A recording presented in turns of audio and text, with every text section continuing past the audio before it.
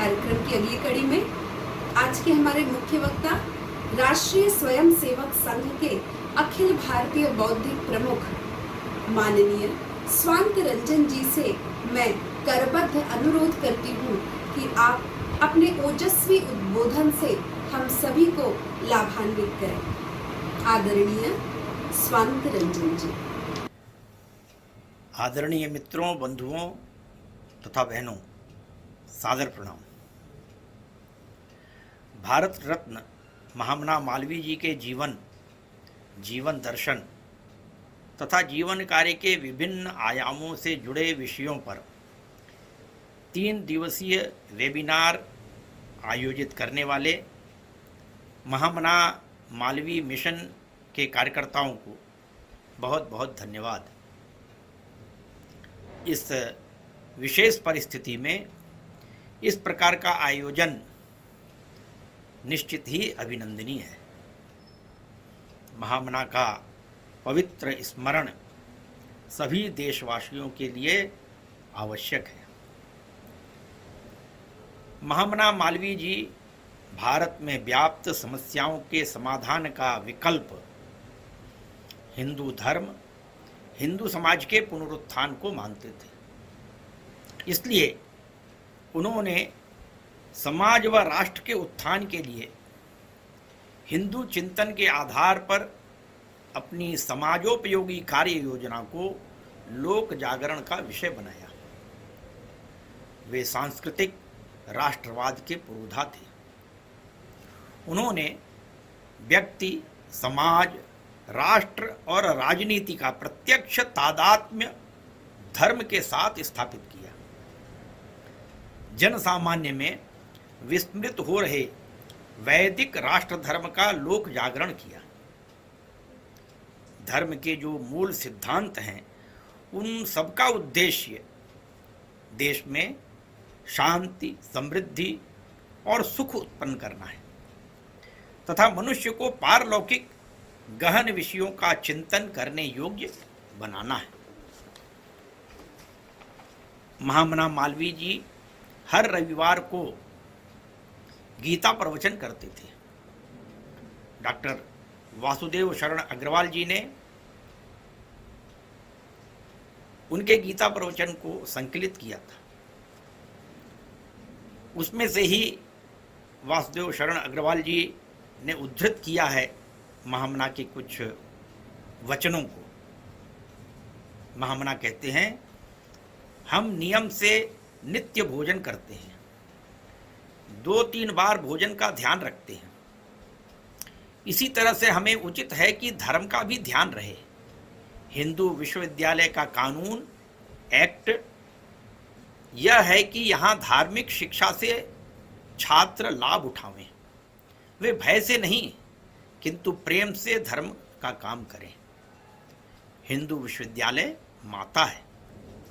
इस माता को 1.5 घंटा भेंट कर दो और इस संस्था के धार्मिक उत्सवों से, गीता प्रवचन से शिक्षा लो और देख लो कि इस जीवन में कितना परिवर्तन हो जाता है। इस विश्वविद्यालय में केवल विद्या पढ़ना इतना ही पर्याप्त नहीं है, इसी के साथ साथ चरित्र बनाना भी है। ज्ञान और चरित्र दोनों का मेल कर देने से संसार में मान होगा, गौरव प्राप्त होगा। हिंदू विश्वविद्यालय में शरीर शिक्षा और धर्म शिक्षा दोनों अनिवार्य है।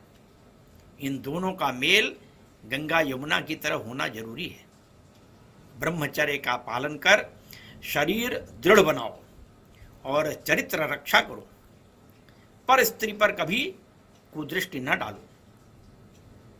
इसी प्रकार एक और संस्मरण काशी हिंदू विश्वविद्यालय के उस समय प्राध्यापक रहे श्री पद्म नारायण आचार्य जी,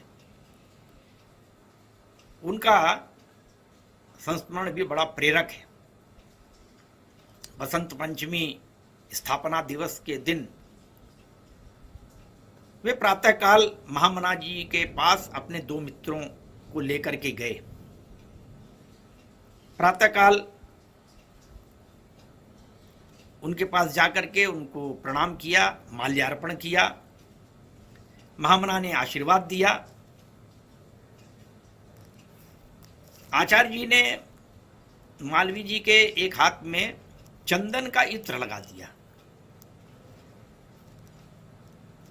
इत्र लगाते ही महामना बोले, इसे पोंछ दो, मुझे इस इत्र की गंध पसंद नहीं है।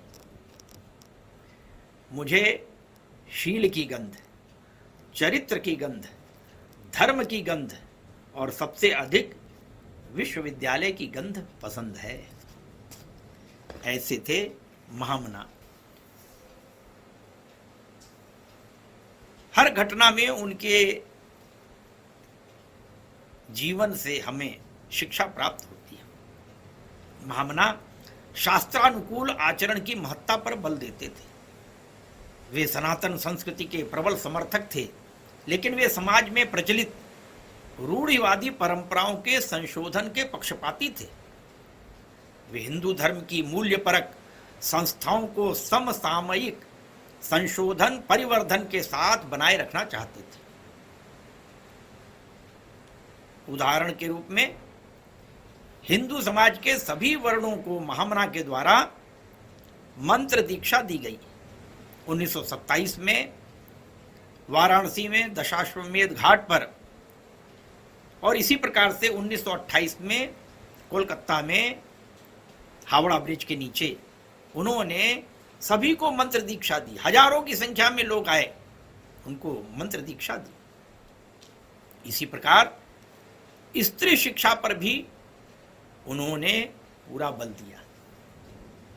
महामना धार्मिक चिंतन का प्रत्यक्ष संबंध देशभक्ति के साथ स्थापित करते थे।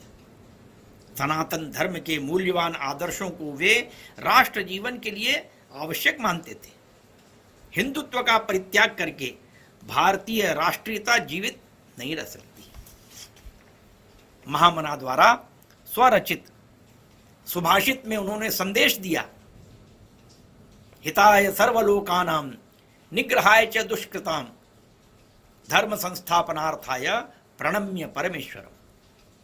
समाज को भी कहते हैं, ग्रामे ग्रामे सभा कार्या, ग्रामे ग्रामे कथा शुभा, पाठशाला मल्लशाला प्रति पर्व महोत्सव। काशी हिंदू विश्वविद्यालय के शिलान्यास के शिलापट्ट पर विश्वविद्यालय का उद्देश्य स्पष्ट है। प्रसादात विश्वनाथस्य काश्यां भागीरथी तटे विश्वविद्यालय श्रेष्ठ हिंदूनां मानवर्धनः। संपूर्ण विश्व में भारत का, हिंदू समाज का मान सम्मान बढ़े, यह उनके हृदय की इच्छा थी। अपनी कविता के भी माध्यम से वे बताते हैं, जयतु विश्वविद्यालय काशी, मातु गंग पय जाहि पियावत मूल धर्म सुख राशि, पालत विश्वनाथ विद्या गुरु शंकर अज अविनाशी, ज्ञान विज्ञान प्रकाशी। जयतु विश्वविद्यालय काशी, गंग जमुन संगम बिच देवी, गुप्त रही चपलासी। प्रयाग का स्मरण करते हैं, वहां गंगा और यमुना तो प्रकट है, लेकिन सरस्वती गुप्त है। गंग जमुन संगम बिच देवी, गुप्त रही चपलासी, ईश कृपाते सोई सरस्वती, वाराणसी प्रकाशी। तिमिर अज्ञान विनाशी, जयतु विश्वविद्यालय काशी। ऋषि मुनि संग नृप मंडल सोहत, उत्सव परम हुलासी, देत असीस फलहु अरु फूलहु, सब विधि भारतवासी, लहहु विद्या धन राशि, जयतु विश्वविद्यालय काशी। महामना मालवीय जी का शिक्षा के प्रति दृष्टिकोण बिल्कुल स्पष्ट था। वह शिक्षा को पुरातन और नवीनतम मूल्यों के बीच एक सेतु के रूप में देखते थे। इसी धारणा को ध्यान में रखकर मालवीय जी ने काशी हिंदू विश्वविद्यालय की स्थापना की। उनके दृष्टिकोण को स्पष्ट करते हुए पंडित जवाहरलाल नेहरू, उन्होंने कहा, हम न तो पुरानी संस्कृति से चिपके रह सकते हैं और न ही वैज्ञानिक प्रगति का अंधानुकरण कर सकते हैं। दोनों के समन्वय की बहुत जरूरत है। जीवन का सर्वांगीण विकास मालवीय जी का शिक्षा का मूल मंत्र था और उसके लिए वे प्राथमिक शिक्षा को निःशुल्क और अनिवार्य बनाना चाहते थे। उनका विश्वास था कि प्राथमिक शिक्षा के बिना औद्योगिक तकनीकी शिक्षा की स्थायी नींव नहीं डाली जा सकती और न ही कृषि संबंधी सुधार प्रभावशाली हो सकते हैं। आधुनिक वैज्ञानिक और तकनीकी शिक्षा का व्यापक प्रसार वे आवश्यक मानते थे ताकि कृषि और औद्योगिक संस्थानों का दोहन एवं उपयोग कर भौतिक उन्नति की ओर अग्रसर हुआ जा सके। महामना मालवीय जी ने हिंदुस्तान पत्र से पत्रकारिता का जीवन प्रारंभ किया था। उन्होंने अपनी विद्या, ज्ञान, कौशल से पत्रकारिता के चिंतन क्षितिज को एक नवीन आयाम प्रदान किया। वस्तुतः मालवीय जी के समग्र चिंतन को यदि एक शब्द में विश्लेषित करना हो तो निस्संदेह कहा जा सकता है कि राष्ट्र सर्वोपरि। एक बहुमुखी, प्रतिभा संपन्न, अनुभवी पत्रकार के रूप में उन्होंने पत्रकारिता क्षेत्र में भी अपनी विद्वत्ता से एक नई शैली का अन्वेषण किया। मालवीय जी ने पत्रकारिता को जन सामान्य की आवाज बनाते हुए जनमानस को वैचारिक, सामाजिक, राजनीतिक संघर्ष के लिए तैयार किया। उन्होंने पत्रकारिता को भारत की स्वतंत्रता को प्राप्त करने का माध्यम बनाया, साथ ही देश की जनता को विदेशी शासन के दुष्प्रभावों से परिचित कराया। इसी के साथ मालवीय जी सरल हिंदी के पक्षधर थे। उनका कहना था कि हिंदी में फारसी, अरबी के बड़े बड़े शब्दों का व्यवहार जैसे बुरा है, उसी प्रकार हिंदी को अकारण ही संस्कृत शब्दों से गूंथ देना भी बुरा है। जहां तक हो हिंदी में हिंदी ही रखी जाए।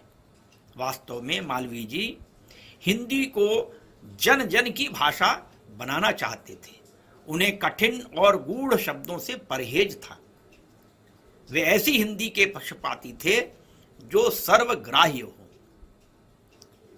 प्रथम राष्ट्रपति डॉक्टर राजेंद्र प्रसाद कहते हैं, मालवीय जी का कार्यक्षेत्र केवल राजनीति ही नहीं था, समाज सेवा, शिक्षा, हिंदी प्रचार और प्रसार के क्षेत्रों में भी उनकी योग्यता असाधारण रूप से महत्वपूर्ण है।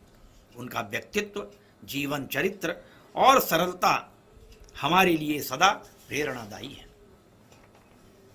अंत में राष्ट्रकवि मैथिली शरण गुप्त के द्वारा दी गई भावांजलि के साथ मैं अपनी बात पूर्ण करता हूं।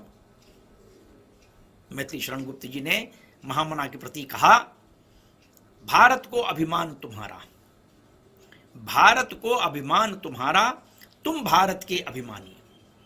पूज्य पुरोहित थे हम सबके, रहे सदैव समाधानी।